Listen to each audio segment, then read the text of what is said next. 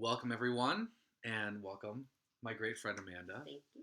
We are here on this podcast, and we are here to talk about everything everything in life, all the aspects of life, what's going on in the world, what's going on in our lives, what's going on in humanity.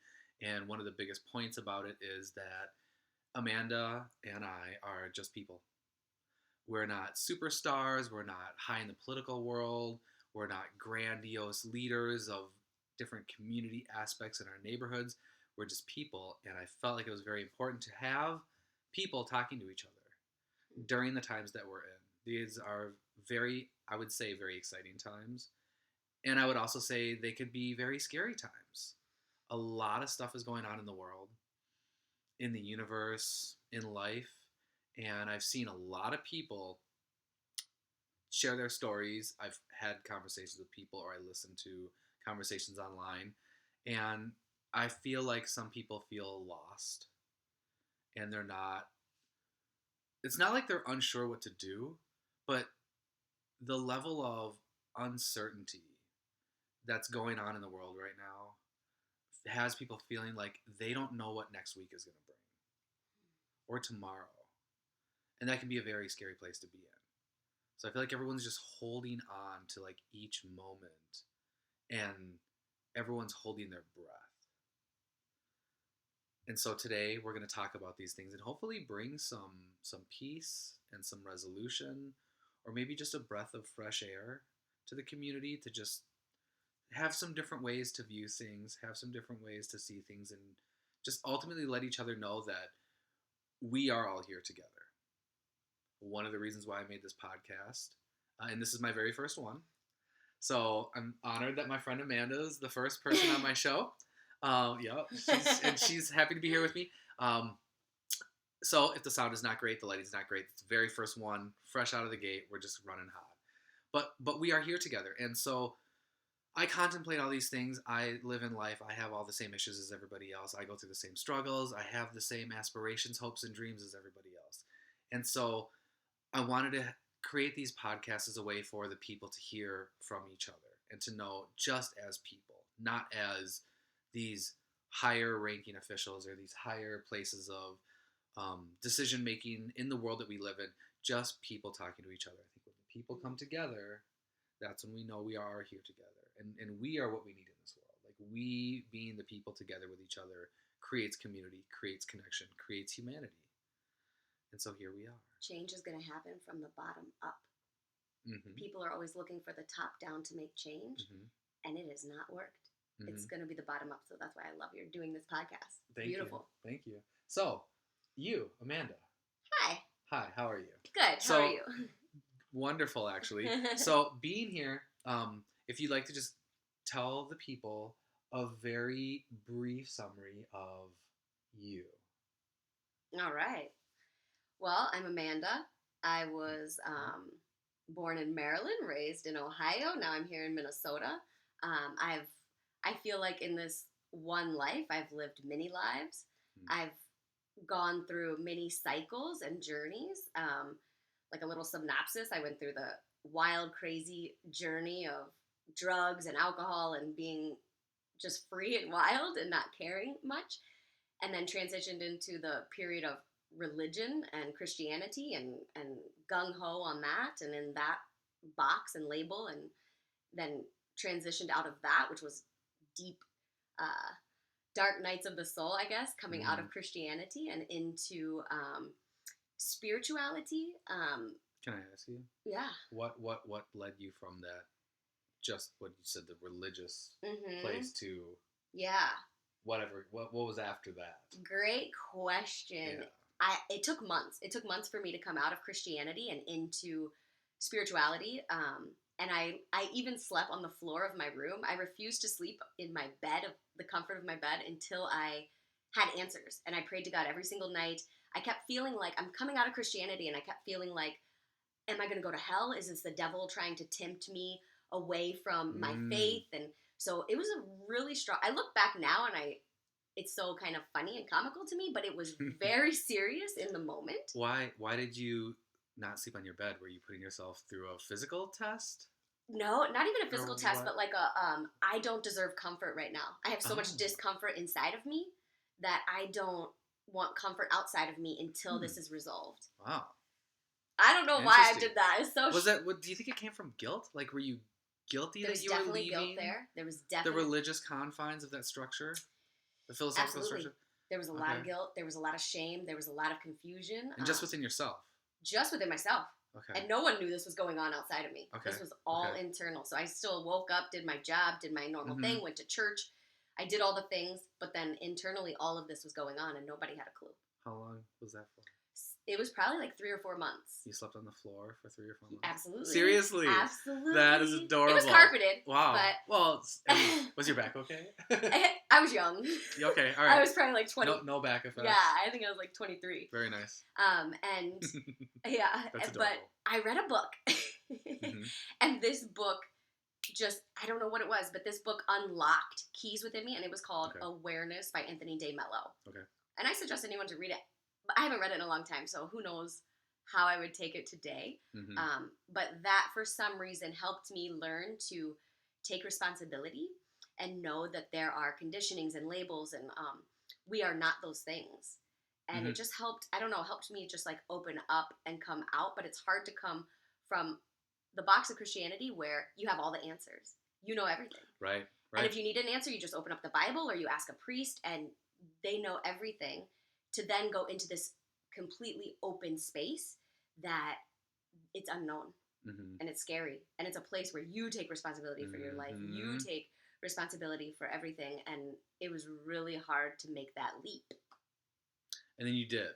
And I did. And then you went to the spiritual side, which Yeah. is also another Which is- label. Right. Exactly. And not to get too like euphoric or whatever, too philosophical on the concept of the spiritual side. Yes. And the title and what does it mean to be spiritual Mhm. versus religious, Mhm. whatever. But basically, what that tells me is you let go of the concept of religion. Yes. Right. And that's hard for religious people to grasp. Like, how are you spiritual without religion? Mhm. That does sound like sacrilegious. Yeah. Sacrilegion. Like you are taking away the structure that makes a religion, and you're just taking the little bits out of it that you want, Mhm. and that's not actually giving credit to God or Mhm. Jesus or Muhammad, Yes. and or the Dalai, or what's Pope. the Pope, Oh. Buddha, whatever. I don't know all the gods of all the different religions, Yeah. but that right. Yes. What got you to leave or question your Christian faith? It's interesting. I think there's a lot of things that play into that, and I've uncovered a lot of things about myself since then. Mm-hmm. Like I've also heard I'm a walk-in, which is a very interesting concept that I never heard of until I had a reading by someone, and then also my sister channeled this concept that I was a walk-in, which happened at age 22. We're gonna put a pin in that. Okay. We just went hard into. Sorry. I know a place that we're gonna go to anyways. Okay. But just okay, so here you are. You're a Christian. Okay, go back to when you're just a Christian. Yes. And that's all it was for you. You Yes. didn't question or know anything Yes. else. What caused you to question that or leave that? I think I've always had this drive to want to know truth. And that's just been a thing within me, very philosophical, very, I just want to know what truth is, and that's always been my prayer. Mm-hmm. And I think this book was like put into my path, and it literally unlocked all kinds of questions within me to ask more. Okay, so here you are, you're a Christian, Yeah. and then you get this book, and this book is getting your mind to like, that's right, look at what's going on in my life. Yep. And that kind of like unraveled the concept of Christianity for you? Yeah, I read it several times. Can you give me an example of like what thing? Okay, so there was a parable in this book. Okay. Yeah. Okay, and this parable was, and I'm going to butcher it, but this parable was, there's a blind man, and he's been blind since birth. And someone comes up to him, and this blind man's asking him, what is the color green like? And he's like, well, he doesn't know how to answer that. A guy deaf or blind from birth. The color green is like, I don't know, it's just like soft music. Beautiful, soft melody. And he's like, oh, cool. And now there's another blind man, been blind since birth. And he walks up to a man and asks him, what's the color green like? And this man's like, I don't know how to answer. It's like soft satin, like very gentle to the touch satin. That's what the color green is like. And then a couple days later, these two blind men interact, they meet, and all of a sudden they start bashing each other over the head. no, it's like satin. No, it's like Mm. soft music. No, it's satin. It's music, and they're arguing when really neither of them have no clue what green is like. Mm-hmm. But the second you wake up, they would immediately stop arguing and be like, "Oh, I realized that we actually had no idea." And so that's what I look at. You for green, you put in the different religions, soft satin music. Yeah. There's all these different religions, Yeah. and we're all beating each other up. Right. But really, none of us actually know. Right. Until you wake up. Right. Yeah. Well, even wake up. That's. I feel like that's a very good expression to state from the person that you are now. Yes. Okay, so if you go to a Christian and say you need to wake up, they're like, I am awake. True. You're the dreamer. Yeah, you're great point. You're the weird one that's Yes. got all these like grandeur ideas that don't make any sense. Mm-hmm. You can't know what happens on the other side of death. Mm-hmm. Most religions are founded on a God that's taking care of us. Yeah. That's looking out, that has these puppets on a string throughout all of the universe and all the world, and they're the ones running the show. Mm-hmm. They, as in that one or whatever. Okay. And then also on top of that you're safe after death. That there's something beyond this lifetime. That we're not just a cosmic scientific anomaly that through the luck of the dice happened to be just like a bacteria or a fungus, and hey, look, the roulette wheel, and now we got humans. Mm-hmm. And that's scary, and so that after you die, you have something else to look forward to from the grand creator who's actually watching your back the whole time. Yes. But you don't know, right? Like, I can tell you everything that I feel right now. I can't prove a single ounce of it. Right. I can't prove a single ounce of it. All I know is what I experience. Yet, within that, there are moments in our lives that we have experiences called miracles that we see, that happen. We call them divine intervention. Mm-hmm. You know, the hand of God, the touch of the universe. Like, you see things happen that the expression is that you can't make that up. Like, unexplainable. That is absolutely unexplainable. Like, it's beyond anything and everything that we know. It has to come from somewhere, something. Mm-hmm. So you use the term to wake up. So you didn't have to die to know that something was afterlife.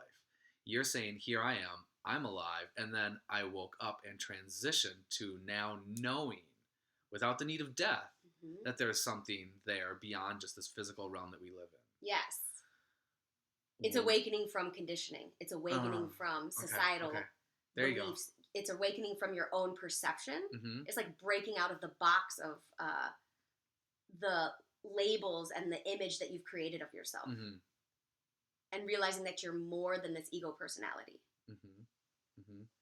I think is what, at least when Anthony de Mello says, wake up, because he says that often in his book. It is waking up from what you've created, because a soul can be born in America to, say, crappy parents who are drug addicts and never paying attention to the child. And that same soul could be born in, say, Thailand with beautiful parents that are connected to the earth and really just there and supportive. And that soul, the ego personality, would be completely different. Mm-hmm. That's right. That's right. I love how Thailand is a very place of paradise in your little example. And America's just this like backwoods trailer trash. Yeah, I mean, that was fair. That was equal. Yeah. People always say it the other way around. So waking up happens for people in many different ways. Mm-hmm, I've heard so many different stories. I have my own story. You have your own story. Yours started with a book. Yeah. But it started with a book. Mm-hmm. It didn't end with a book. There's many different awakenings within awakening. Mm-hmm. Right, yeah. Well, in my experience, once you start, you don't stop. That's exactly You can't great. unawaken. It's like, there's no end goal to the enlightenment. Yes. The path of enlightenment is enlightenment. Yes. Okay, so here you are. Now you're in the spiritual world. Oh, gosh. Yeah, so this is where it's going to get really fun, all right? Yeah. So because you already mentioned channeling, definitely a topic, and drop-ins. Mm-hmm. Why don't you start with drop-in first? Because now I think if we're following the train of thought in this conversation, yes, I was just telling the people about who you are. So yes, just a quick summary: you're a person, young adult, substance abuse or substance fun, transition, holy faith. Right. Here I am to a higher version of spirituality. Yes, beyond the box of religion. Mm-hmm. To anybody religious out there, I apologize if this is offensive to you. Religion is not a box. It saved my life. Right. Out of drug addiction. Yeah. Yep. Absolutely. Yep. The purity in any word of a holy scripture is the purity within it that can never be altered. It can only be perceived. So you're going to Mm-hmm. read it and take it for what you are. The reason that I transitioned out of the need for the religious structure, the practices of religion, is because I felt like I just went further than the religion allowed. Mm-hmm. I wanted to go more than what the religion had. And the religion was, like she said, the religion gave you all the answers and told you what to do. Mm-hmm. And I started wanting to learn what I was supposed to do, not what I was told to do. And in that simple act, I learned, for me, religion felt like a limit. And so I wanted to go further than religion. And Mm-hmm. in actuality, I wanted to get closer to God than I think religion allowed me to do. As odd as that sounds, like you get close to God through religion. It's like, no, God was there before religions existed. Yes. I don't need religion to get to God. So that right there was a problem Amen. for the religious faith, right? You need religion to get to God. No, God gave us religion, and now we are the religion. So I am my connection to God. I don't need any other person telling me anything, as offensive as this may be, what my relationship to God looks like. Yes. It's personal between me and God. So now you're there. You're in that world. Mm-hmm. And I'm sure there's a whole storyline of all the different phases that you went through and the growth. Where does that bring you to who you are now? Yeah. Well, at first, when I transitioned, Mm-hmm. I was looking at spirituality as this very peaceful Zen Mm-hmm. place to go into. Lots of meditation, maybe stare at myself in the mirror to see if I can see my aura. I want to have an out of body experience. I want to, it was just this very new world opening up to me Mm-hmm. and new agey, very new agey. Yeah, that sounds like very like extrasensory, Yes. which doesn't necessarily fall out of the confines of religion, but like as far as spirituality category, like Mm-hmm. you went to that world I went to that world. with or without religion. Like you're like, I'm into some stuff. That's right. Right. That's right. Extrasensory. Yes. It's a thing. Yes. And I was looking for peace, and I was looking for that inner, like, that place of complete zen transcendence. I'm looking for that transcendence. I'm looking for feeling what the one is. Like they say, the all is the one is the all. And so now I want that transcendence that pierces all. And I thought it was going to be a beautiful path and journey. But what it has turned out to be, first going through the new agey stage, I realized that was just taking Christianity box and going to a new agey box. Mm-hmm. Mm-hmm. And so I quickly discovered that, and I was like, oh wow, I just exchanged one for another box. Mm-hmm. So then I went the route of, okay, the peace and the transcendence and that has turned out to be a quite messy journey and experience. And I'm learning that to access the transcendence, to access feeling the all, you have to go through a deconstruction of who you are, a deconstruction of that ego personality. Yeah. And my first step was getting out of some of those boxes, those big boxes, right? But then you realize, oh, there's a lot more subtle boxes that need to break open, which is what I call shadow work. And so it's, for me, anyways, my spiritual journey and path has not been all good vibes or positive. It's to get there. Kind of like they say, like the cracks of the heart is where the light shines through the brightest. And that's what I've been experiencing when it comes to this spiritual journey, which is not what I expected at all when I stepped into it. Had I known that's what it was going to be like when I stepped into it, I probably would have stayed in the Christian box. And there's been many times on this journey and path where I just wish I could go back to the... Really? Oh my gosh. Really? Yeah, okay. But knowing what you know now... Yeah. And being as, yes. like, what could I say, settled or feeling more well-rounded. Yes. You're saying if I knew then what I know now, you would have stayed there. There is, not face the things that you face? There's a beauty in ignorance. Okay. There is I hear you. Freedom in ignorance, a bliss, a happiness that sometimes Amanda now fantasizes about. Interesting. Because for me, the journey... I'm still opening up to my spiritual gifts. I'm still opening up to all of the possibilities, being in this open state of being. But I'm also still going through the deconstruction. Right. And the deconstruction process. Like I just had a profound thing, a dream Saturday night and a realization, or Friday night and a realization yesterday morning that was shadow work for me. And it's a very emotional journey and process. And it takes... a lot of balls and ovaries to go through this journey that I've put myself through. Yeah, it does. It does. It's like what are you made of? Oof. What are you really made of? What are you made of? Because it's your path, it's your journey, and Yes. it's the cross that you're gonna bear, right? So the weight that you carry, and when you're looking at yourself and you're seeing the things that you're up against, to like really find that true inner peace, like that true sense of inner peace, that true sense of absolute wholeness with myself. In order to do that, I have to face all the ways that I am not whole, all the ways that I'm not peaceful, and that is where, for me, the initial break from religion, this is my interpretation, when you leave the break or the box of religion, and even structural society, what you do is that you start letting go of the concept of where you have your self-identities and what they mean to you. Like, I am my job, I am my income, I am this body type, I hang out in this crowd, I hang out with this class of people, I watch these type of movies, I have these type of hobbies. This is what I do with my free time. This is the kind of food that I eat, the diet that I have. Yes. You know, and all those things are all these self-identifiers. That's all they are. They're just huge self-identifiers. But the self-identifiers go deep. You said there's the big ones, the religious ones, the political ones, the societal ones, and then there's the little subtle ones. The ones that we find we picked up throughout our whole lifetime.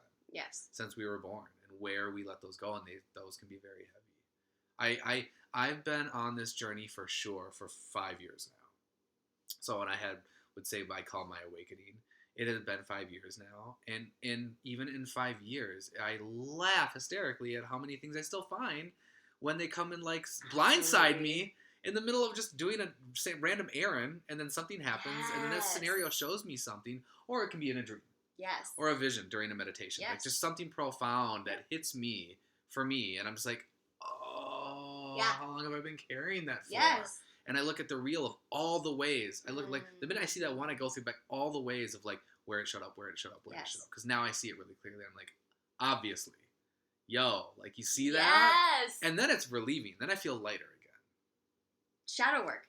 That's what I call shadow work. Yeah. People have words, Shadow work is a very good one. My experience, my dream, if I can... you want to... Yeah.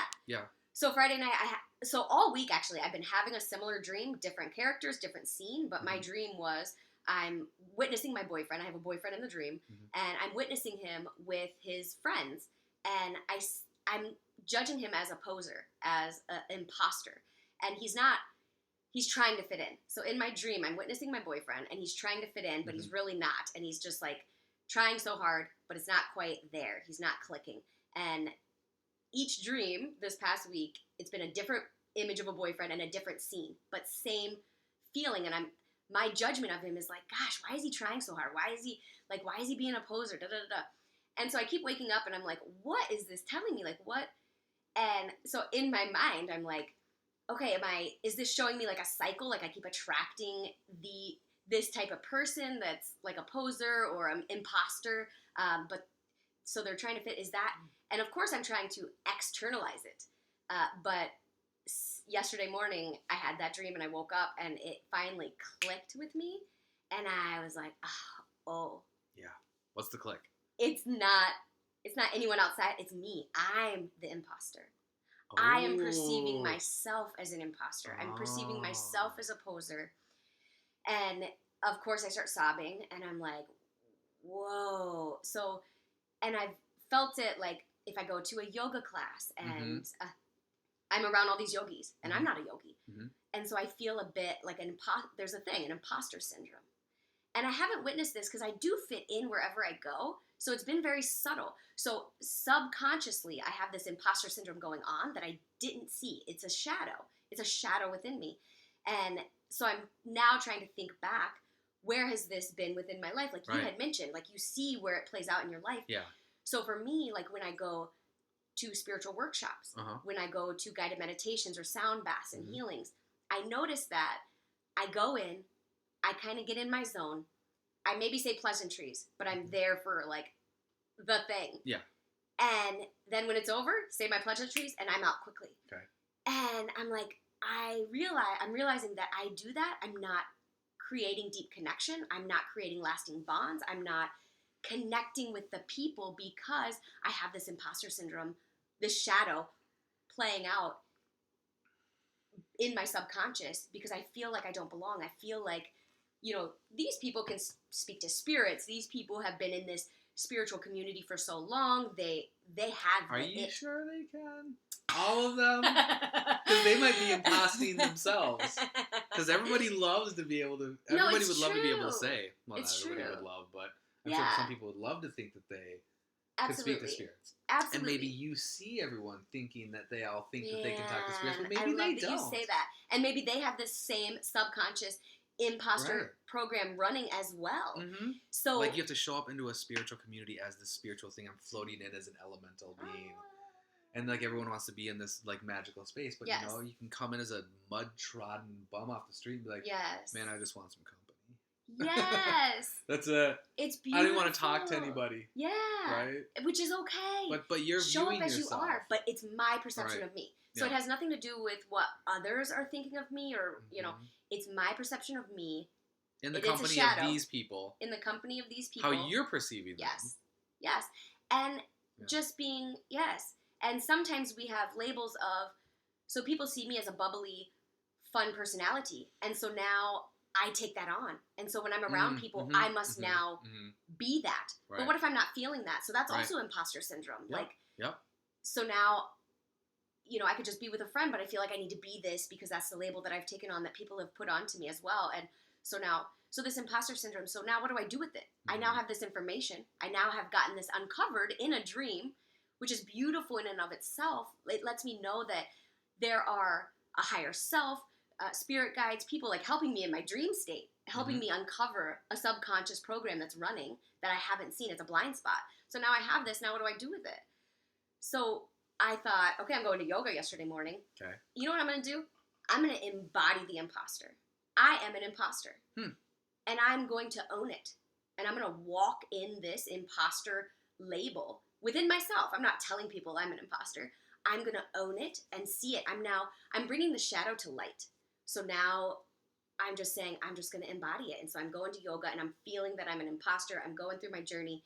And the beautiful thing of this is I feel like the crack of my heart, like I'm sobbing because now I just recognize something about myself that I deem as unlovable and I don't like. And I'm going to own it. And I'm bringing it close to me. I'm hugging it. I'm hugging this aspect, this unwanted aspect. I'm hugging it, loving it, bringing it close to me. And as I'm going through my yoga practice, I am feeling so much love. Not just for myself and for the imposter, but for everyone around me. I'm feeling this overflowing love of anyone who has ever battled this imposter syndrome, anyone who's feeling it. And if I'm looking at someone doing their experience, their yoga flow, and I'm like, they felt like an imposter, and I'm loving the imposter in them. I'm loving it. That's an expression, like a mantra for shadow work. Yeah. Love the thing that you're vulnerable with. Yes. In yourself, and then love that in other people too. Absolutely. So then if you see it in somebody else, you're not holding it against them. You're not saying like, oh, I've been that ugly person before, and I see it in you, and I don't like it in me, and so I'm not going to like you. It's like, no, I've been that before. And I had to love that part of me. And I see that in you, and I love that in you as well. Because we're all that. That's what I did not expect about my spiritual journey. That's what I did not, the messiness. That's the messiness. Right. So going into a spiritual, you have all of these out-of-body experiences and these fun things, learning that you're a walk-in and souls and all this stuff. There she goes. It's It's like, dropping those that's bombs. all fun. Yeah. But the actual work is what I just described. Yeah. So that was one. Yeah. That was one. One of many, yeah. One of many. Yeah. And so how long would you say you've been on this journey for? Well. Like, how long have you been awakened into your spiritual so there was, enlightened path? There was the awakening when I was like 23. I'm 39. There was the awakening at 23 of coming out of the religious box. Okay. But then there's also awakenings, like awakening to society and the way that it's structured. And maybe there are people that in higher places of being. So you're awakening to how society is not set up for maybe our best interest. So you're waking up to those conspiracies, right? Mm-hmm. You're waking up to that, which is also our creation. So there's a lot of things that can be said there. Like a lot of people want to blame the powers that be. Mm-hmm. Like, we're a victim and I'm blaming you for what's happening in my life. So there is something to be said that there is a hierarchy and a lot of negative things happening to us. not to go too deep in that. I just say it's off balance. Yeah. Yes, it's off balance. Ooh, I like that. Yeah. Just simple. It's off balance. It's off balance. So I woken up to that in like probably 2013, whatever age I was. Okay. And so that was like another awakening within an awakening. And then it just goes on from there. And you start, then you go through different stages of like anger and, the victim. I was then the victim. And then you wake up to, oh my gosh, I actually do have responsibility to choose my own state of being, to choose, what I want to give my attention to, what I want to, and so there's all these different like levels and sounds layers. like categories too. Yes. You're definitely categorizing like there's the religious awakening, the Yeah, societal okay. awakening, the self awakening, the spiritual awakening, the constructural awakening. Yes. I would say that I definitely left the concept of religion when I was a teenager. Okay. That one dropped out really You were fast. ahead of the game. I was. That one, I left that one. But it wasn't, again, just to reiterate, it wasn't just that I left religion. Yeah. I got closer to God. I got closer to how I felt God was working with me, and that left religion behind. And then society, oh boy, that was a really interesting one. I don't want to make this story about me, but there was definitely a transition where I just walked the walk with people. I just said I want to just be of this planet, of this society, of this civilization, and I walked it. And so it wasn't until 5 years ago that I let go of that, because I had walked it and I had done it, and it gave me everything that it had available, and then I needed to go further again. When you like say religion. that you walked it, like when you walked it, you're saying you just let go of anything spiritual, religious, whatever. You're just like, I'm just going to be in life. I'm just going to be a person. That was it. Okay. So I went to work. Okay. I paid my bills. I mowed the lawn. I went on vacations. I did barbecues. Yes. I had good time with family and friends, but they weren't all that great actually looking back. They were very superficial. Mm-hmm. But I just didn't tread on any truth or any knowledge or anything. The world still amazed me. I loved rainbows and waterfalls and sunrises and coffee like anybody else. Yeah. But I wasn't seeking. I wasn't looking. I wasn't anything. And then it got to a point where it just didn't make any more sense to me. Yeah. And that's when I said, okay, there's got to be more here. This is not enough. Like, if this is it, I feel like I'm just a computer program. Like, that's it. You get, 25 command functions, and that's it. And that's on those 25 command functions, like a video game. Every 5th or 10th year, you might hit a milestone if you do good enough on your goals to reach for that golden trophy star. And then over the course of the entire game that you get, you might win or lose or whatever. And I'm like, no, there's got to be way more. And so that really ripped open on me 5 years ago. Wow. And then with that came everything. With that came all the societal structures that had to fall apart because of all the questions that I was asking and everything that I wanted to know, seeing how society is totally unbalanced in the world that we live in. Yep. And you use the word conspiracy. When you talk about that, it's like a conspiracy means hiding the truth. Yes. Right? So when people say the word conspiracy, the connotation or spirit behind that is like, ooh, what rabbit hole is somebody going to go down? And they're going to put the aluminum cap on, and they're going to come up with these false truths that aren't even real because they're just looking to put blame on something. It's like, no, there's actually things that are going on in the world that are very horrible. Yeah. It's extremely off balance. And it's just a fact. Yes. If you're an alcoholic and you don't admit it, then you're going to pretend you're not an alcoholic. But guess what? Your liver's still rotting. And you're still crashing cars and vomiting everywhere. So, anyway, society is an alcoholic. A denying alcoholic. But we got to get better with that. Yes. We got to get better with that. And it starts here. Yeah, it does. It starts in the heart. It starts in the individual person. And I feel like that's where another reason why I wanted to have these podcast conversations is to bring the community together. Like, we need to be talking to each other. We need to know what's going on because we can't sit there, like you were saying, and say, I'm going to blame the government. Yes. I'm going to blame the corporations because of the way that they're making different class segregation. I'm going to blame marketing and capitalism. They're the fault. I'm going to blame Western civilization. I'm going to blame Putin. Yeah. Just throw something out there. Like, I'm going to blame something. Like, you can't blame things when you have to be a part of something, but if you don't know you're supposed to be a part of something, then you don't know. And while everyone's sitting there throwing egg on each other's faces, what we're not doing is we're not coming together, right? So if you want to look at the government, like you said, that the world needs to build its foundation and then grow. If you have no foundation and you're trying to come in from the top, there's no substance there. So we are the foundation. We are the people. That's never not been different. And you don't need a constitution to tell you that. You don't need a country called America or Europe or Great Britain or Australia or India to tell you that we are people. We're just people here on this planet. We just got to make it the best that we can. We're all here, and I think that letting go of some of those identifiers, structural identifiers, societal, religious, political, financial identifiers, where you're glomming onto the idea of what you are and what your role is in the beehive. You know, you're in the hive, and this is where my role is, and I got this ribbon, and I got whatever. It's like, no, we are together. And the less we stay together, the more we're falling apart. Oof. And we're just doing that every day. And every hour goes by, and every day goes by, and every week goes by, and every year goes by. And it's been so long now. It's like you said, change is inevitable. Change is coming. What does that change look like? Right? So we get are, to choose. Right, we do. That's an exciting part. And I think that part of that enlightened, I'm just going to use the term spiritual for whatever it means to people, like getting closer to God, getting closer to yourself, getting closer to your heart, becoming more in tune and one with the world around you, the universe, your society, yourself, your friends, your family, the world as a whole, the earth as a whole is what's going to bring us together. And that's where we can all get lost. You said that so beautifully. Like I have a heart explosion kind of going off right now. Thank like you. I love it. You're so right. Like we are human. We're all human, and we need to get rid of all those labels and realize that this person over here may think this is the path to peace and a better earth, or this is the way, or and we're throwing shade on each other. Like, no, my way is right. No, my way is right. No, this is the way to get there. No, I must be Republican or Democrat or liberal or whatever it is. We need to get back to, you said, like the basics. We're all human, and ultimately, at the core of it, we want what's best for ourselves. We want what's best for our children. We want what's best for our children's children. We just see different ways of getting there.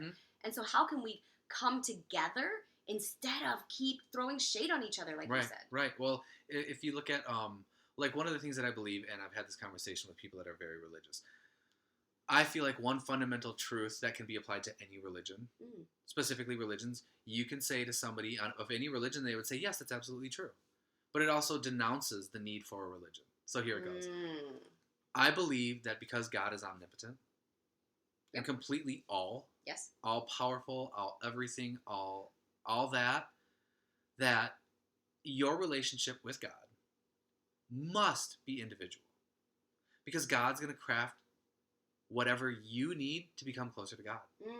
It's very personal because we're all unique. We're all different, right? So if God is unique to each individual person, isn't it dumb for any other person to tell you how you're supposed to have your connection with God? Isn't it stupid for anybody else to tell you what your relationship with God is going to be like? And that's what a religion is. Absolutely. That right there. Now, before you get to the end part of that, any person of any religion is like, yes, you have to have your personal relationship with God. They do. Priests, pastors, parishes, Muslims, rabbis, they'll tell you, yes, pray to God. Bring your connection to God. Learn your relationship with God. Okay, and then you do that, and then if it's outside of the box that they want you to live in, but do it this way. Yeah. Right. There, that's where the rub is, and that's why. Yes. So when you find your relationship closer to God, when every individual person is becoming closer to God in their own certain way, it does make you, it gives you more appreciation for the life that you have. It lets you accept and love yourself more. That's it. And if you love and accept yourself and appreciate life more, that love is going to extend out to the world around you. So when you come across the person that's not the way you are, you don't need to judge them. That's just who they are. That's part of God's plan. We want diversity. We want 31 flavors. We want every color under the sun. That's the beauty of God's creation. No one blade of grass is the same. Even if you mow it, they're all different. And that's a beautiful lawn. If you program a lawn in a computer program and you only give it 37 types of blades of grass and then you hit the enter program, that lawn looks so artificial and uncomfortable. It's supposed to be abstract. It's supposed to be colorful. And God knows that, but we don't. Yeah. And we keep telling ourselves what God is intending for us. Well, what God already has laid out for us was the intention. Yes. So quit telling each other what God was supposed to intend for us and just accept what is here. And that is our diversity. Yes. It's our diversity. So we got to stop telling each other how we're supposed to be. So one of the really good ways for me to try to encapsulate that is, can you get religion out of the way? That's one of the biggest, oldest problems, right? And they will go to war and kill and die for that, for their ideas. But let's say you have a block of like 10 houses on one block, and you have each one of those 10 houses has a different religion. And that's on one side. Then you go to the other side, and then you just muddle them up in a different pattern. And then you do that in a whole neighborhood, and you have like a 10-block radius. And that 10-block radius of all these different religions speckled all over the place makes like 200 people. Okay. You have 200 people. Who cares what their religion is? You're still going to need plumbing. You're still going to need food. You're still going to need water. You're going to need commerce. Yeah. You know, you're going to need roads. You're going to want to like hang out. You can go fly a kite together. Mm-hmm. Why does a religion have to get in the way? Mm-hmm. Yet people will die for it and kill for it. Mm-hmm. It's one of the biggest problems Mm-hmm. that we have. I don't know how to let go of it, other than the thing that I know I went through was spiritual transition out of religion. Now, I can't tell a religious person to just become spiritual and that'll make Right. the world a better place. Right. That's not an option. But let's pretend for just one moment. I want you to imagine this with me. Okay. Message to the people. Let's pretend for one moment Mm-hmm. there actually is no God. Like literally tell yourself that. Like everything that you know, your connection with Gaia, Source, Spirit, Universe, God, whatever you want to call it, the All Creator. There's so many different words for it. An energy form, a life form, a conscious, intentional being or collective of beings that is actually in charge of the actual universe at large. Okay. Let's pretend none of that exists. Okay. We are a roll of the dice. We're just Okay. an accidental snap bang in the roulette wheel of science, and this planet happened to have been in the perfect spot to just birth all this life. And through all of these forms of evolutionary whatever, we just got here, and we're like maybe one anomaly out of like the billions of other planets that are in the universe. Like maybe Yeah. there's like only 10 more or 100, which sounds impossible. I know. But let's just pretend that, because we don't know. I've never pretended this before, so thank you. I know. Let's Okay. pretend this. Okay. So let's pretend that when I die, that's it. Lights out. Okay. Dead consciousness. Black slate. Like I can't even tell you I can't even tell myself that I'm dead. Because when I die, I'm dead. That's how dead I am. That's a scary dead. I can't even be like How dead I am. and then be like, oh, this must be dead. No, I'm dead. I can't even say that. There's no more sound. Okay. The record is over. That's it. Okay. And so this is all just happenstance. Okay. Right? I'm going to do this. Ready? Watch. Your flesh that covers your muscles and your blood and your nervous system over a skeletal structure that houses all these other organic components, that has oxygen in a lung system, and a digestive system, and a visual system to see things in your brain and to hear and to communicate and to taste and to smell, all for the point of survival and thriving. Mm-hmm. All accidental. Completely accidental. The way a tree can photosynthesize sunlight to produce glucose and then turn that into energy to feed it. Accidental. This whole system was just accidental and just kept rolling and rolling and rolling on top of itself and then slowly birthed out this magical place that we live in. And it's all accidental and there is no God. And that's just the way it is. And when it's over, it's over. Okay. And so we're all left here to our own devices. Just like the ants. So you're walking down your sidewalk and you see a big ant hill and you hate ants. And you take your foot and you just start smashing those ants. There's no God to save those ants. Those ants are on their own. They're left to their own devices. If some of them live, they'll learn to stay deeper underground. No, I don't think I've ever seen an ant in their genealogical, hereditary knowledge see a foot coming and say, oh my God, it's been thousands of years and now we know through evolution that those feet and that vibration is bad for us. Yeah. They haven't changed that.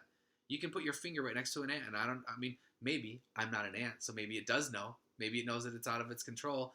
But what I'm saying is that just like you smashing on an ant right now, it's left to its own devices, and it has no control over the forces that are around it. Mm-hmm. So there is no God. This is our pretend. Okay. This is our pretend. There is no God, and we're merely left to the forces that we are subject to. Okay. And we're left to our own devices. And this is it. This is all we get. And so every vision you've ever had, you, Amanda, every vision you've ever had, every dream you've ever had, every palpitation of your heart when you felt love and adoration was all just because of a roll of the dice.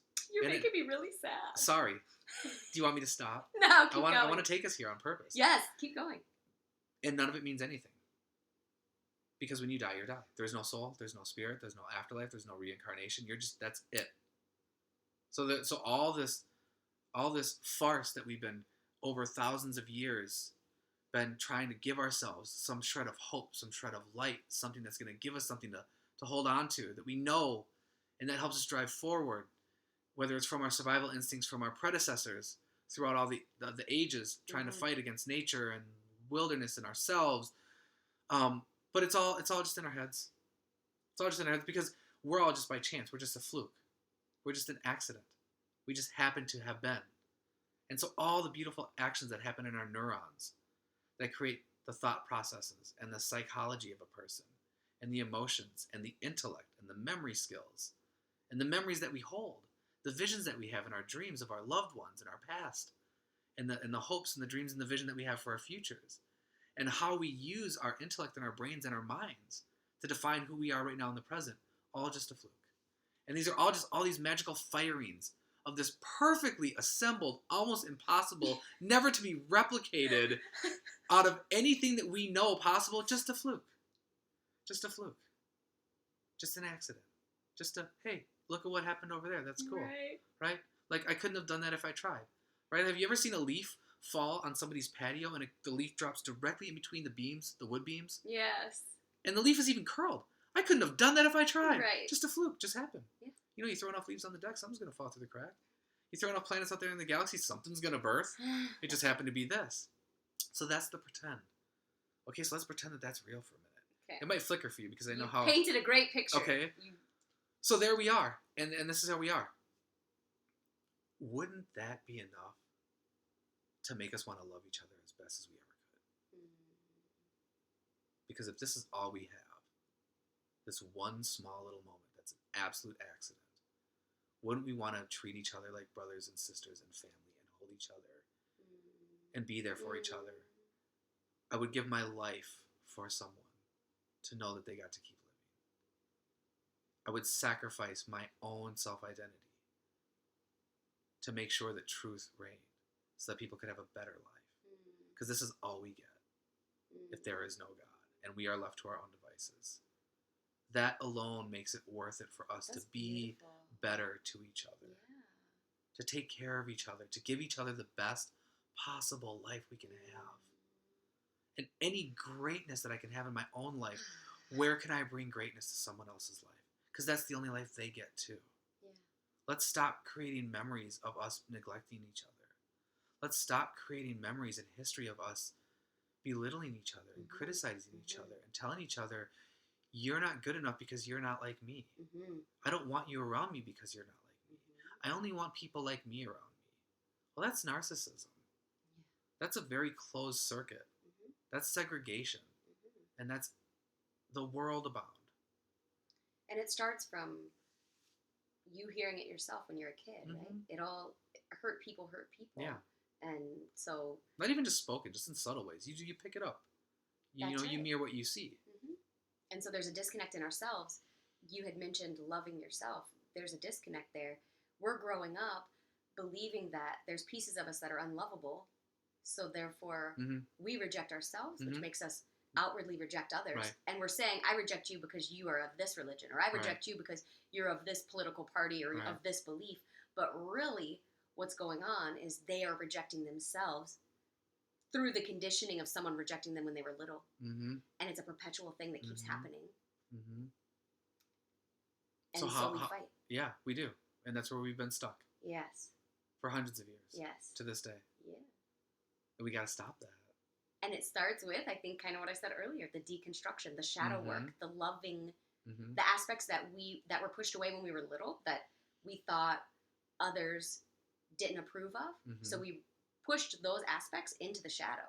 So we have these shadow pieces that we need to bring to the light, and not just bring to the light, but we must love them. Yeah, right.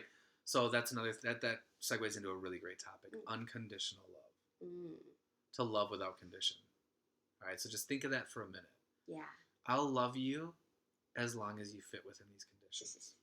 But can I love you unconditionally? Right. Well, do you love yourself unconditionally? That's the question. Have you looked at all the things that are within you and have you loved it? How forgiving can you become? And I think that closer connection to God is getting us closer. Now I've heard a lot of people say different phrases like, "Well, I am God." Mm-hmm. So it's I've said that. the closer I get to God, the closer I am one with God, as a child of God, Yeah. and family of God. Whatever God is capable of, I have within me. Mm-hmm. So I'm going to tap into that, and I'm going to ask myself, can I be as forgiving as God? And if I can't, why can't I? Mm-hmm. Not to say, oh, well, you can't because you're human. Well, no, I'm not going to say that. I'm going to say, where do I not allow myself to forgive? And I'm going to challenge myself. Yes. And I'm going to say, if I have not allowed myself to forgive in this area, I need more work there. Mm-hmm. If I'm not patient in a certain area, I need more work there. If I'm more critical in this area, I need more work there. Not just to scapegoat and say, well, I'm human, so I'm never going to get there. That's too easy. Yeah. We got to move beyond that, because forgiveness is one of the hugest things. Forgiveness and acceptance, to accept someone, to say, you can be who you are, and I accept that. And if there's things that you do that bother me, when I say I forgive you, what I'm really saying is, I'm sorry I got offended. Yes. and if you're doing something that is actually abusive, well, you can't do that. Yeah. We can't let you do that. Uh-huh. But I forgive you for not being what I needed you to be for me. Yeah, I forgive myself for having expectations. Right. Unrealistic expectations of you. You're right. And that's a hard thing for people to do, because the scapegoats are everywhere. Yes. The scapegoats are everywhere.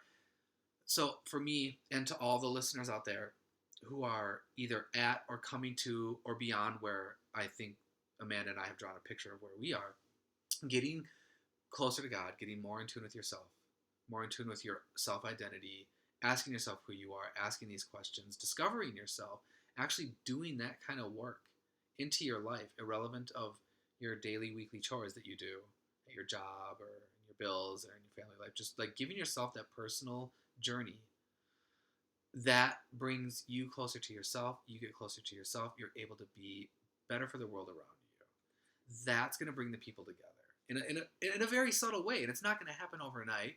Like, I believe that in some of the magic of my journey in spiritualism or self-discovery and enlightenment, one of the magics that I found is when you face a shadow within yourself that's personal to you, in your history or your personality type, right? And you do the work on that thing, whether you feel like you've actually healed it fully, completely, because I don't think there's actually an end to that either. Mm-hmm. But you faced it, you've acknowledged it, you're working on it, right? And now you've gotten to a point where like you can spot it within a split second, and then you've changed that trajectory of your path. You've really rewired your neural thinking process, and you've overcome. You're now taking conscious action instead of reaction. Right, correct, right. You're there. I feel like when you do that work for yourself, when you come in company with another person that has that same thing within themselves on that same topic, that sheds light to theirs as well. Ooh, I really feel that happens. I've seen it. And if it doesn't, it will do another thing. That healed part of yourself within you will be mirrored back to that other person where they may have not have healed. And then they have a choice. Are they going to lash out at you because they see the healed part of you that's not healed within themselves, and then they don't want to see that unhealed part, so then they get mad at seeing your healed part, and then they'll like look badly at you, lash out at you, judge you, put you in a box, and then that in turn turns around and gives you a chance to see their trigger reaction, and now you're faced with that. Yeah. Am I truly healed? Am I going to be triggered? Or is that even just on an entirely different topic? Yeah. And then I'm not going to now this is where you have to like do more of that work. Now you're in actual game mode. So you're doing it with yourself, but now once you're in front of another person, now you're in game mode, right? So game on. So without you even knowing this is the internal journey. I'm loving this. Without even knowing that this was going to happen to you, you just did this shadow work for yourself on this one aspect. Now you're just at the grocery store, right? Mm-hmm. And this stranger gets triggered by you because you share that similar aspect of yourselves, and they get they without even realizing it, they're just bothered by you. And let's say they're so irritated, their shadow so didn't want to be seen, but they see it so healed in you, they can't not see it within themselves, and now they just react off of that. And then all of a sudden, like almost they create a reason to have an angry interaction with you, like bumping your cart or reaching or saying, "What are you looking at?" if you happen to glance in the direction of something. Now they're affronting on you, right? That in turn gives you an opportunity to say, "Okay, so whatever my light mirrored to this person." I just now got walked into another one of how am I going to respond to somebody Mhm. who's now aggressive toward me or upset with me? Mhm. Am I going to respond and now trigger myself off Right. of their trigger Right. reaction? Or am I going to see Yes. their trigger reaction and am I going to alchemize that Mhm. and transition that and Love say, that word. no, I see them, Mhm. but I'm not going to pick up what they're giving me. I'm going to say to myself, okay, what is the best way that I can respond to this that would be beneficial for both of us? Yes. It might be walking away. It might be. Yeah. It might be like pretending like you Absolutely. didn't even hear them, because I've actually accidentally been here so many times because I got into like Accidentally. yeah, I don't look for it. I've had this conversation with you before. Like Yeah. my light just shines everywhere. I'm like rainbow, unicorn, alien, Totally. interplanetary star That seed is child. Adrian. It goes everywhere with me. I'm being very calm during this podcast, but yeah, Yeah. my light. Anyway, so it does that. So I've had to get used to over time just triggering suckers left and right, intentionally, unintentionally, like interactively, like non-interactively, like. And so over time, my question to myself was, you got to do something about this, buddy. What are you gonna do? And I would try this. I would try this. I would try that. Sometimes just waving at someone and smiling with a little namaste from my heart, my mind would piss them off even more. I'm just like, oh, I can't even win here. Like, what am I gonna do? So then I tried the fight fire with fire. No. I tried the holy God fire. No. Sometimes certain things work, sometimes certain things don't. Like direct eye contact, getting in someone's face, or calling someone out, or saying, hey, would you like a hug? That can piss people off too. Yeah. You just gotta. You're playing with energy, and I love you Mhm. describing the way you're describing Mhm. this. So the energy, so the things that you do within yourself, the healing work that you do within yourself, Mhm. vibrates out to the world. I didn't mean to turn it into a whole, it's going to be a negative impact thing, but it does. It Part of shines it. light. And the healing that you do heals the world around you. And the more that people are healing, I believe this is happening right now. Yes. The more people are healing, the more, imagine a dark planet and all these little lights are popping up. Bing, bing, Mhm. bing, bing, and they're all over the place. That's what it takes. That's what it takes to make this world the way it can be.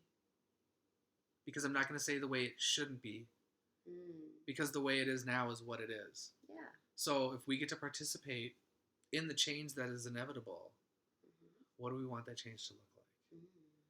I challenge everyone to ask themselves, do a little homework. Think about it in your free time, or write it down if you want to.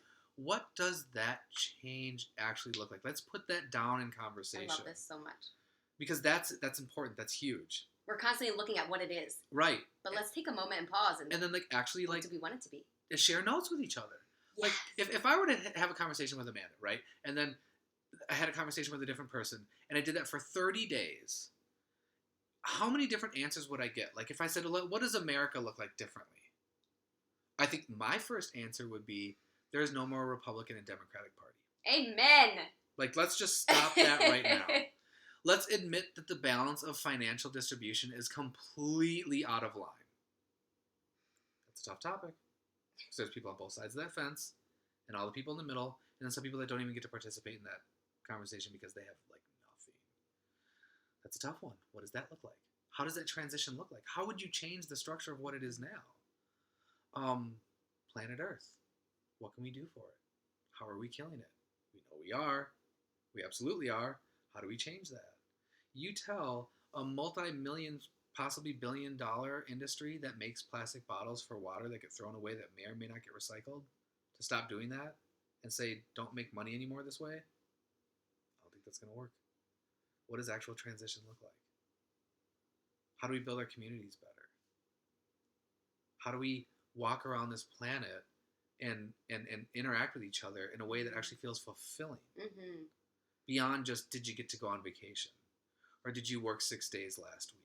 Are you exhausted? Yeah. Is your job fulfilling? Mm-hmm. What does a job mean to you? And what company are you giving your energy and attention to? Are they good for the world? Do you want to vote in that direction? There's a lot of topics. And I think we should start talking to each other. And it's not like people aren't. There's a lot of soapboxes and platforms where a lot of people are having these discussions. But again, this one is just one that I wanted to have for the people by the people. Because we are just people. But we are people with like big brain thinking. We're like super big brain thinkers. Like we should have been like, the news anchor for a major conglomerate, Nice. or the public spokesperson for something. But we're not. We're just people. We just ended up being people. And so we have a lot to say, and I think a lot of people have a lot to say. I think a lot of people in the general public have tons to say that would love to have these conversations with each other. We just don't know where to have them. Let's do it. Yeah, let's do it. And even if this turns into like a regular gathering of people in person, that would be wonderful. And I'd love to put that into the podcast Love too. it. Like that'd be sweet. Like find this community and bring it together, and then like spread it out slowly. The voice, just the voice of the people. That's right. So we've been at this for an hour now, and this has been fabulous. Oh wow! And it went by like in 5 minutes in my mind. And we didn't even really I touch feel like on we could talk about so much more. Well, we totally will. Yeah. We totally will. But we don't need to stop now. I do want to say, can you tell me about a drop-in? Oh, yeah. I've heard it called a walk-in, but I think it can I've be heard called a lot of different phrases. drop-in. Yeah. Well, so it's when a soul that's in a body, a human body, makes an agreement with another soul that's not in a body. Mm-hmm. They agree to swap. So this soul in this body is saying, I don't want to be here anymore, or what you're coming to bring is more important at this time. So I'm going to agree to step aside and allow you to come in and do your journey and your path now in this body. And from what I gather, from what I hear, it's like that original soul in the body just kind of sits in limbo and watches and now observes the life being played out by the other soul that they made the agreement. And I think there's also other ways that it could happen and stuff, but that's so. What I heard about myself is that I was supposed to be my little sister's little sister, but my mom decided not to have any more children, so this is free will. And me and my sister were meant to incarnate in this life together. So the soul that was in my sister's older sister, which would be this body, the soul that was in this body agreed to swap out with me so that me and my sister can be together in this life. Wow. So you are the firstborn.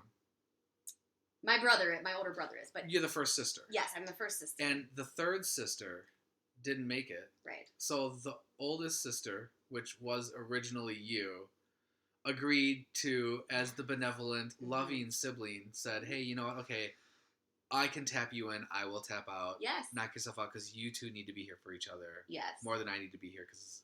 Apparently, the soul that was originally in this body has had hundreds of human lives. So it was okay. And I've only had, say, 30-some. Okay. So was said. Okay. Yeah. How did you come to this understanding? My sister, she has battled anxiety and panic attacks for a number of years. And so she would call me every day, and I would help walk and talk her through the panic attack that she was having. And eventually that led to her laying down, us doing guided meditations. I would bring my singing bowl, and she spontaneously began channeling our higher selves through her. And that's what they told us. I've also had a spiritual channeling done through someone I follow on YouTube, a spiritual leader, and they also confirmed that. So it came from two sources simultaneously. Yeah. Did they confirm that without you telling them? Yes. Ah. Neither of Not them that you knew. gotta, yeah, right. No, but it's true. It's good to see that. Because I take everything with a grain of salt. Right, absolutely. And I heard it from the actual spiritual teacher first. Okay. My sister didn't know about this, right. And she spontaneously channeled that information. And she gave me way more information because I was able to ask questions and stuff. Sure. Yeah. So your sister's a channel. Or a channeler. Yes, she is. I think it scared her a little bit. So she's stepping more into Christianity again and that box. But it scared her a little bit because she did not make it up. Yeah, right. She's like, what is happening to me? Did her voice change? Did her personality change? Got very quiet. Okay. Yes. There's usually some physical features sometimes. Yeah. Yeah. It was fascinating. It was something neither of us expected. Just going through trying to help with anxiety and panic attacks. And it just happened. So that was actually 2 points in one, which was awesome because I wanted to get to the other one. So drop-ins and channeling. Oh yeah. That's very interesting. So look at what you did, right? If you think about this, whatever the logistics of it was for your souls plural souls sake, like that soul and this soul, whatever the logistics of it was for your souls to say, we're going to come to this agreement and this is what we're going to do. was just that, like, okay, so someone doesn't have to die, and then someone doesn't have to get Yeah. pregnant, and someone has to get reborn for that to happen. Interesting. That's kind of handy, right? Like, hey, look at what happened. No funeral. Yeah. No mourning. Yeah. No, like, eating sandwiches while we're talking about the deceased. Like, what? Like, you just, like, made a thing happen? Yes. Drop-ins. Yeah. Interesting. I've heard of them before. I've actually heard of Half-Life. Have you heard of Half-Life? No. So Half-Life is a concept where there's an agreement where you make an arrangement before you come here to get a Half-Life check-in. Oh. And it doesn't have to be at a midpoint of your thing. This. Right. And then you get to a Yes. point where you have a potential near-death experience or a crucial moment where you may My or father may had not. this. Right. And then at that moment, you are asked, do you want to continue or not? Because Yep. you've already made this arrangement. Yes. And it's fine if you don't. Fascinating. It's okay if you don't. Yeah. You're allowed not to. Yes. And if you want to look at suicide, then maybe they don't. I've heard it from even like heart attacks and cardiac arrests and so many different stories of people that were supposed to die. Yes. And they didn't. Right. Drug overdoses. They were supposed to die. They were dead for 5 solid minutes. They were supposed to die. Yeah. And they got resuscitated. And they came back. My And they father, came back. Yeah. he died, and he actually did die. Okay. And then I went to a medium years later and got to speak with my father. Mm. And he said he could have come back. He said it was a choice. It was a choice point. He could have come back, but the journey would have been, he would have had to have rehabilitation, and it would have been a long journey. Mm. And he chose to stay out of the body. And he also saw how he could help and do things being outside of the body as well. So he had a choice point, and he chose to stay. Wow. If the medium was accurate, no, I take everything with a grain of salt, but it really resonated with me. Right. Well, Absolutely. now, anyone watching this podcast clearly knows where we sit in our Yeah. ideologies and the kind of people that we are, as like maybe subtle as we came out and the topic that we came out with. But I do, again, it comes back to like, what are we doing here? Yeah. What are the topics? How do we come together? How do we like communicate with each other? The kind of world that we're in. We're in a world where I feel like supernatural is expanding beyond fantasy. The extrasensory. My understanding of it all is greater than what I was going to say initially, which is the phrase more than we've ever known. I was going to say supernatural, like extrasensory, spiritualism, miracles, superpowers, more than we've ever known. But I can't use that phrase more than we've ever known. I think the real truth is getting back to what we were originally at some point that we just lost track with in our history. We're talking about histories, and I'm not going to say that magical word conspiracy. I'm just going to say things that we don't know. But the talk of the age of humanity before this humanity. So if our history goes back 7,000, arguably 10,000 years from the written what we know, I think before that there was an entire human era on this planet. And it got lost somehow, some way. And I think there was one before that. And I think there was one before that. Amen. And I love the expression that I heard just recently that in the cosmic galactical recipe box, when a planet gets in a certain specific spot from its sun in conjunction with all the other planets that it has in its solar system, you get the Goldilocks zone. So Earth is in the Goldilocks zone. It's perfect for everything the way it is. Venus is not. Mars is not. We don't know what's on there. They could be, but it's not. We don't see satellites coming off of them. We're not hearing radio stations. So, like, we're in the Goldilocks zone for all the life to flourish the way it does right here. We have that right now. And in that Goldilocks zone, a planet, if you look at it as its own entity, is just doing like a tree does when it goes to fruit. It apples. So what does a planet do? It peoples. And sometimes it's a great one. It's a catch. I'm sure anyone who's seen the podcast that I'm referring to knows exactly what I'm talking about. Okay. But that's what the planet's doing. It's peopling. And it's probably peopled many times, over and over and over again. If our science is anywhere close to accurate, we can carbon date Earth to being billions of years old, and we're only 10,000 years old, I'm pretty sure the Earth has peopled before. I'm pretty sure other planets have peopled before. There's many, many different theories. And I'm talking about even in our own solar system. Absolutely. But as people, here we are. And what are we doing? If we don't have the history further past the last 10,000 years, and we don't know what cataclysms we've gone through, what apocalypses we've gone through, what natural disasters we've gone through, if we don't have that knowledge, we're going to definitely repeat them again. We repeat stuff that we have in the small amount of history that we have. For sure. It's like, well, okay, so spiritualism, supernatural. Oh, sorry, let me tie that point back together. So I feel like when I say we're experiencing things on a supernatural, spiritual, um, extrasensory, perceptive level more than we've seen before, it's not more than we've seen before. It's getting back to the true nature of who we are, or at least what we're capable of. And then here we are together. So whoever Amanda sees herself as, however I see myself as, and however everyone else out there in the world sees themselves as, on any different scale of enlightenment or entitlement, or I'm doing better than this person because I'm here and this defines me as a good class citizen, and these lower degenerates, and these people are bad because their religion and their politics, and these people are evil because they're at war with these people, and these people are bad because they're criminals of a Gestapo that's a drug underlord. All these different people are out there. We all have the idea of who we are. How can we bring us together as a family? Mm-hmm. Spiritual or not, Mm-hmm. religious or not, rich or poor. Mm-hmm. How can we be the best version of humanity on this planet right now and Yeah. do the best that we can to literally make it the best? Amen. Yeah, that's what I want to do here. That's what I want to bring here. Amen. If there's no religion, if there is no God, if there is no, like you had mentioned, like what can we do? Mm-hmm. One, accept our differences, love one Mhm. another, period. Mm-hmm. And in the words of Matt Kahn, which always rings in my head constantly, whatever arises within you, love that. Yeah.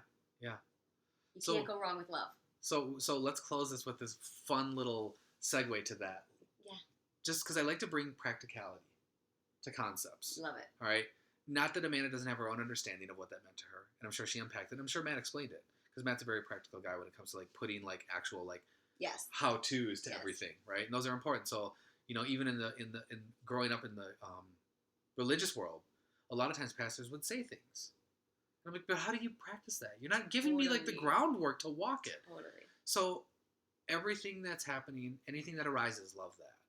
The way I interpreted that and the way I see it, and I have my own little concept behind it, is I feel like life, and when I say life, I want to say God, universe, source, Murphy's Law, whatever your thing is, it's always chasing us with diplomas. It's going to give you invitations to enter all these arenas in different aspects and different scenarios with different people throughout all of your life, every hour, every moment of your day. And each one of those challenges, each one of those strifes, each one of those miseries and like contentious situations are diplomas for graduation to higher self. Interesting. Life is constantly chasing us with diplomas for graduation. But when we get distracted with the offensiveness of this situation, the audacity of this situation, how dare they? I don't do that. I can't believe this. Did you hear what they said? Can you believe that guy? Not on my doorstep. Or like all the ways that we judge and ridicule and criticize other people. All those are just mirrors back to ourselves, to how to learn how to love better. So anything that arises, love that as best as you can. And then get your diplomas. Mm-hmm. And then once we all get more diplomas, we can become better citizenry to each other. We can become better people to each other. Yes. And even when you're not loving, love the fact that you're not loving. Right, that's love too. That's it. I actually heard, whatever arises. Yeah, I heard that in a great talk. Like somebody was talking about relationships, and this lady had to have the man of her dreams, and she thought she had it. And she went to this guy, and he was ideal, and he fit all of her boxes. And she was miserable. And then she broke up with him, and without even realizing it, she met another guy. And now there she is, and she's with this guy, and she's just like beyond belief in love. Except in this one, she didn't do the thing that she did in the last one. In this one, she didn't put all the conditions on it. Interesting. Because she just allowed herself to fall in love. Like, I'm just going to fall, like float, free fall. And I like to call it, instead of falling in love, being in love. Like, and I'm in the presence of someone, I'm in love. So when I'm with you, I'm in love with you. I don't pull love from you, and I don't need to beam love at you. Together, we are just love, and when we're together, we're love. So in her relationship with this next guy, who she just loves, she surrendered to the just love part. Okay, I just know I love this person. And she said, they have so many differences, it's stupid. And there's so many things that he does that just irritates her and drives her to no end. But she loves him. And her love is greater than all those things. Yeah. And so she realized this is love too. Irritations are love too. Confrontation is love too. Agitation is love too. Love is everything. Love is all of it. Kind of like God. It encompasses all of it. So love that as well. Yeah. So whatever arises, love that too. That's part of love too. Yes. Stop telling love what love needs to look like. Right? Right. Right. We're not that powerful. No. We have no right to tell love what love's supposed to look like. There it is. That's a great way to end this. Yeah, Amanda, this has been wonderful. I want to do more. Yes. There's so many more topics to go on. So many avenues. Yes. Thank you, everybody. Thank you for doing this. And yeah, thank you you're for welcome. Bringing the bottom up.